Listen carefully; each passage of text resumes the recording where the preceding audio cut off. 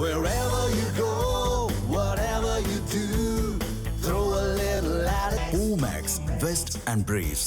Vietnam படகு விபத்தில் 10 தமிழர்கள் பலியான நிலையில் 6 பேரின் உடல்கள் கோவை விமான நிலையத்திற்கு வர உள்ளன. இது தொடர்பான கூடுதல் தகவல்களை செய்தியாளர் சுரேஷ்குமார் வழங்க கேட்கலாம். சுரேஷ்குமார், விவரம் என விரிவாக வழங்கலாம். வணக்கம் அபிராமி. வியட்நாமில் நடைபெற்ற பயங்கர படகு கவிழ்ப்பு விபத்தில் சிக்கி உயிரிழந்த தமிழகத்தைச் சேர்ந்த 6 பேரின் உடல்கள் கோவை சர்வதேச விமான நிலையத்திற்கு கொண்டு வரப்பட உள்ளது. முதல் கட்டமாக திருச்சி மாவட்டத்தைச் சேர்ந்த உயிரிழந்த ஷேக் அப்துல்லா, அழகுராஜா மற்றும் பாலாஜி ஆகிய 3 உடல்கள் தற்சமயம் கொண்டு வரப்பட்டது. இதனை ஆர்டிஓ தலைமையிலான அரசு குழுவினர் அந்த உடல்களை பெற்று உறவினர்களிடம் காண்பித்து தற்சமயம் திருச்சி மாவட்டத்திற்கு கொண்டு செல்லும் பணியில் ஈடுபட்டிருக்கிறார்கள். இப்போ சற்று நேரத்தில் ஆம்புலன்ஸ் மூலம் அந்த உடல்கள் அவங்க சொந்த ஊருக்கு கொண்டு செல்லப்படுகிறது.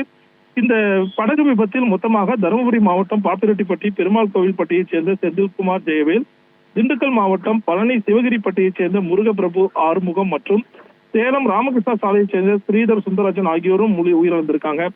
திருச்சி மாவட்டத்தைச் சேர்ந்தவர்களுடைய உடல் இப்பொழுது எடுத்து செல்லப்பட்ட நிலையில் அடுத்த கட்டமாக மேற்சொன்ன அந்த 3 பேரின் உடல் மதியம் 2 மணி மேலாக வர இருப்பதாக அதிகாரிகள் தெரிவிச்சிருக்காங்க. மும்பையில் இருந்து கோவை விமான நிலையத்திற்கு இந்த உடல்கள் கொண்டு வரப்பட்டிருக்கிறது.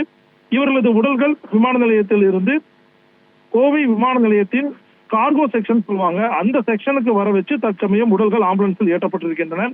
இதனைத் தொடர்ந்து பாதுகாப்புடன் அவர்கள் சொந்த ஊர்களுக்கு எடுத்துச் செல்லும் பணியை அதிகாரிகள் மேற்கொண்டிருக்காங்க. அபிராமி,